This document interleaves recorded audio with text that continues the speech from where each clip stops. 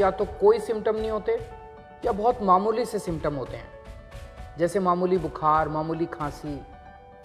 ऐसे लोगों को अस्पताल में भर्ती होने की बिल्कुल ज़रूरत नहीं है। आप अपने घर में रह के अपनी देखभाल कर सकते हैं। घर में रह के क्या क्या करना है, क्या क्या एहतियात बरतनी है, इसके लिए हमने ये वीडियो बनाया है। बस एक बात का ख्याल रखना, घबराना नहीं है। इनमें से ज़्यादातर लोग कोरोना से आराम से ठीक हो जाते हैं।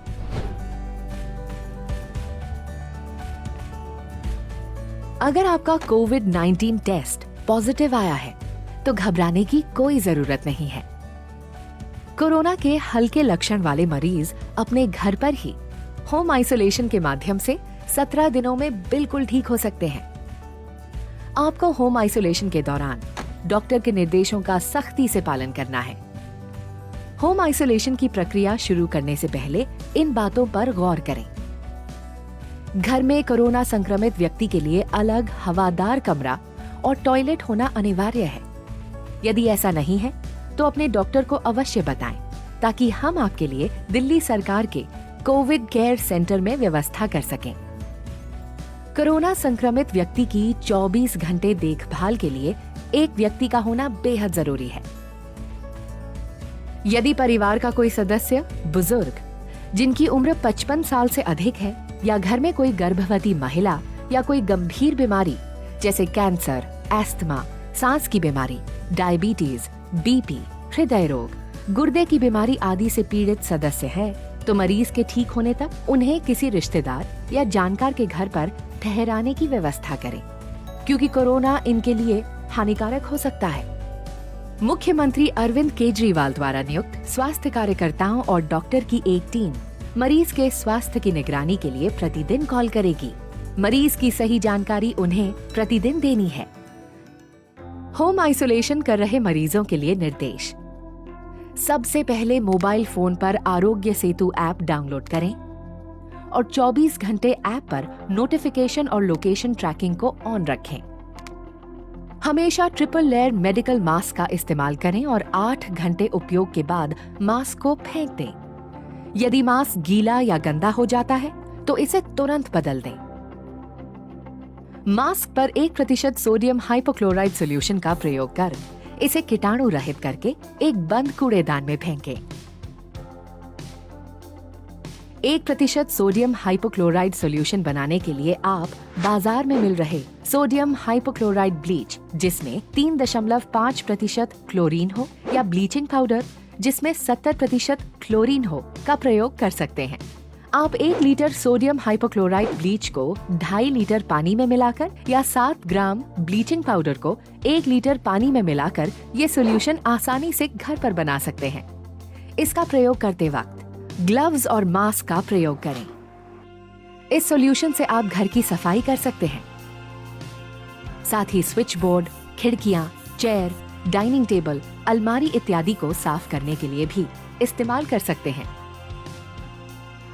इस सॉल्यूशन का इस्तेमाल कोई भी मेटालिक सतह जैसे सिक्योरिटी लॉक, दरवाजे के हैंडल इत्यादि पर ना करें। इससे जंग लग सकता है।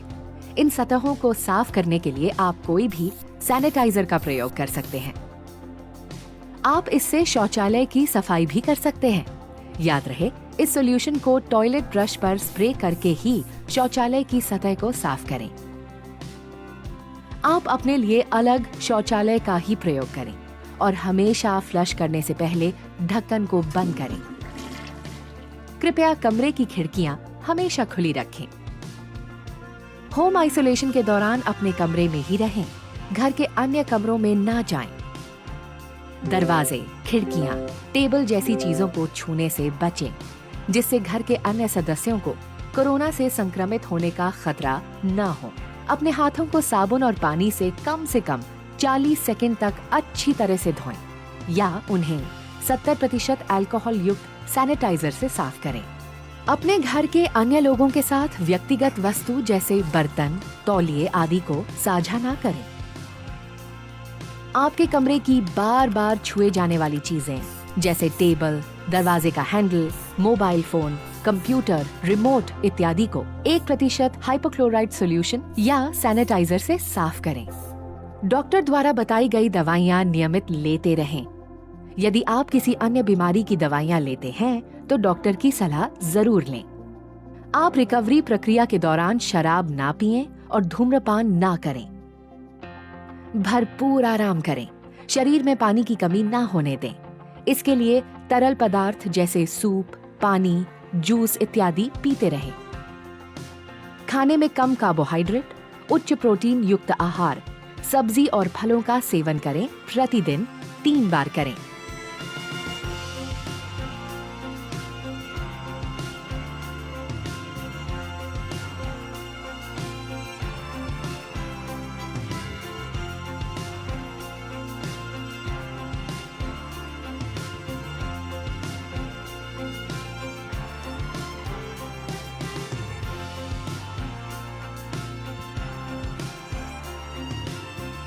याद रहे, होम क्वारंटीन की प्रक्रिया शारीरिक अलगाव है, भावनात्मक अलगाव नहीं। परिवार के सदस्यों और दोस्तों के साथ फोन व वीडियो कॉल पर संपर्क में रहें। अपने पसंदीदा शोज देखें, किताबें पढ़ें या कंप्यूटर पर गेम्स खेलें। अपने स्वास्थ्य की निगरानी स्वयं भी करें।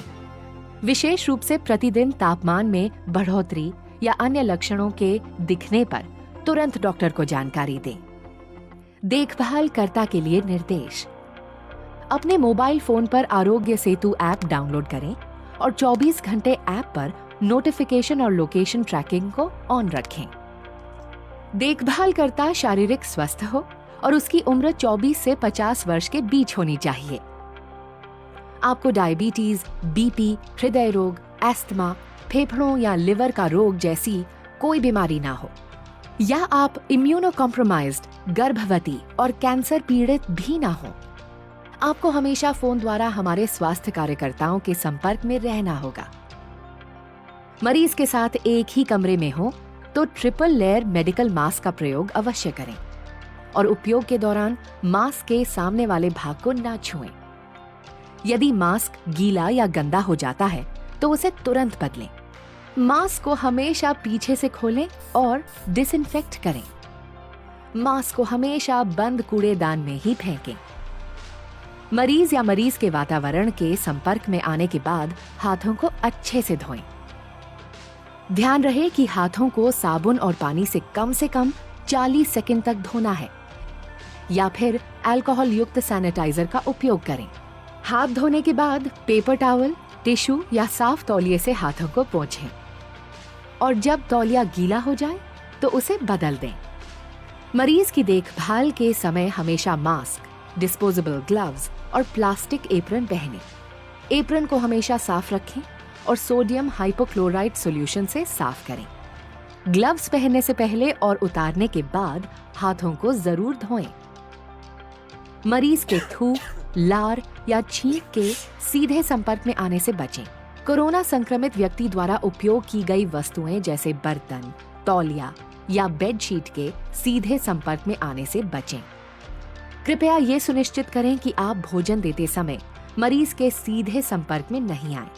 खाना हमेशा कुछ दूरी पर रख दें और हमेशा उनके बर्तनों को संभालते समय डिस्पोजेबल ग्लव्स का उपयोग करें। मरीज द्वारा उपयोग हुए बर्तनों को साबुन या डिटर्जेंट से साफ करें और साफ करते वक्त डिस्पोजेबल ग्लव्स पहनें। बर्तनों को फिर से उपयोग किया जा सकता है। मरीज द्वारा उपयोग किए जाने वाले वस्तु जैसे कपड़े, तौलिए, बेडशीट की सफाई या हैंडलिंग करते समय ट्रिपल लेयर मेडिकल मास्क और डिस्पोजेबल ग्लव्स का उपयोग करें। मरीज के कपड़े, बिस्तर, तौलिए को अलग करें और 60 से 90 डिग्री सेल्सियस गर्म पानी व डिटर्जेंट से धोएं। अगर वॉशिंग मशीन है तो उन कपड़ों को अलग से धोएं और धूप में अच्छे से सुखा लें। मरीज के कमरे, बाथरूम और शौचालय की सतहों को रोजाना कम से कम 1 बार साफ करें। सफाई के लिए पहले घरेलू साबुन या डिटर्जेंट का उपयोग करें। इसके बाद 1% सोडियम हाइपोक्लोराइड सॉल्यूशन से डिसइंफेक्ट करें। आप खुद भी डॉक्टर की सलाह अनुसार दवाई लें। मरीज के करीबी संपर्क में रहने वालों को प्रतिदिन शरीर के तापमान के साथ अपने स्वास्थ्य की निगरानी करना अनिवार्य है। अगर वे कोविड-19 के किसी भी लक्षण को पाते हैं तो इसकी तुरंत रिपोर्ट करें। होम आइसोलेशन के पहले दिन से मरीज के ठीक होने तक ये कोशिश करें कि घर का कोई सदस्य घर से बाहर ना निकले। अपने रिश्तेदारों या पड़ोसियों से अनुरोध करें कि वो आपकी जरूरत की चीजें जैसे दूध, सब्जी, फल इत्यादि खरीद कर आपके दरवाजे पर रख दें। अन्यथा इन चीजों को आप होम डिलीवरी के माध्यम से भी खरीद सकते हैं। स्वयं और अपने परिवार की सुरक्षा के लिए इन नियमों का सख्ती से पालन करें। मरीज अपने स्वास्थ्य की निगरानी कैसे करें? दिन में 2 बार, सुबह और रात, या कभी आपको बुखार महसूस होता है तो स्वास्थ्य परीक्षण जरूर करें। आश्रित मरीजों के मामले में देखभाल करने वाले तापमान चेक कर सकते हैं। प्रतिदिन अपनी पल्स दिन में 2 बार 1 मिनट के लिए जांचें। मरीज या देखभाल करने वालों द्वारा पल्स की जांच के लिए अपनी तर्जनी और मध्यम उंगलियों को अपनी कलाई, अंगूठे के आधार पर रखें। 1 मिनट तक गिने कि आप कितने बीट्स महसूस करते हैं। आप 30 सेकंड तक बीट्स गिनकर उस संख्या को 2 से भी गुणा कर सकते हैं। जांच के बाद तापमान, पल्स रेट और कोई अन्य लक्षण को एक कॉपी पर समय और तारीख के साथ नोट करें तथा मेडिकल टीम को रोजाना बताएं। अगर आपका तापमान 100 डिग्री फ़ारेनहाइट से ज्यादा या पल्स 100 बीट्स प्रति मिनट से अधिक हो तो कृपया अपने स्वास्थ्य कार्यकर्ता से तुरंत संपर्क करें। बुखार के अलावा कोविड-19 के लक्षणों के लिए सतर्क रहें। इन संकेतों के मिलते ही डॉक्टर की सलाह पर मरीज को हॉस्पिटल ले जाना पड़ सकता है। सांस लेने में कठिनाई, छाती में लगातार दर्द या दबाव, मानसिक भ्रम, होठों या चेहरे का नीला पड़ जाना, यदि उक्त लक्षण दिखें तो कृपया अपने स्वास्थ्य कार्यकर्ता से तुरंत संपर्क करें। पड़ोसियों के लिए खास निर्देश। यदि आपकी बिल्डिंग में कोई कोरोना मरीज होम आइसोलेशन में है तो बिल्कुल चिंता करने की जरूरत नहीं है। आपको सिर्फ कुछ सावधानियां बरतनी है जिससे आप अपने और अपने परिवार को कोरोना से सुरक्षित रख सकते हैं। बिल्डिंग के अक्सर छुए जाने वाले कॉमन एरियाज जैसे सीढ़ियों की रेलिंग या लिफ्ट के बटन इत्यादि को प्रतिदिन 2 बार 1% सोडियम हाइपोक्लोराइड सॉल्यूशन से सैनिटाइज करें। अगर आपके पड़ोस में कोई होम आइसोलेशन में है तो उनसे संपर्क में रहें और उनका मनोबल बढ़ाएं। जब तक वो ठीक ना हो तब तक उनकी मदद करें और उनके जरूरत का सामान दरवाजे के बाहर रख दें। पैसे की लेन देन डिजिटल पेमेंट्स द्वारा या मरीज के ठीक होने के बाद ही करें। रिकवरी प्रक्रिया और परीक्षण। होम आइसोलेशन के मरीज लक्षणों के शुरुआत के 17 दिनों के बाद और अगर 10 दिन तक बुखार न हो तो अपना होम आइसोलेशन खत्म कर सकते हैं। 17 दिनों के बाद हमारी टीम आपके लक्षणों की जांच करके आपको औपचारिक तौर पर बताएगी कि आप होम आइसोलेशन खत्म कर सकते हैं या नहीं। होम आइसोलेशन के अंत में लैब टेस्ट करवाने की जरूरत नहीं है। कृपया बताए गए सभी निर्देशों का पालन सख्ती और ईमानदारी से करें और अपने स्वास्थ्य की अच्छी देखभाल करें। हम आपके बेहतर स्वास्थ्य एवं देखभाल के लिए हर पल तत्पर हैं। तो अगर आपको कोरोना हो गया है लेकिन कोई सिम्टम्स नहीं है या मामूली से सिम्टम्स हैं तो आप अपने घर पे रह के अपनी देखभाल कर सकते हैं। इस वीडियो में जो बताया गया है उसका पूरी तरह से पालन करें और घबराना नहीं है। हम दिल्ली वालों ने बड़े बड़े काम किए हैं, इस बार कोरोना को भी मिलके हराएंगे।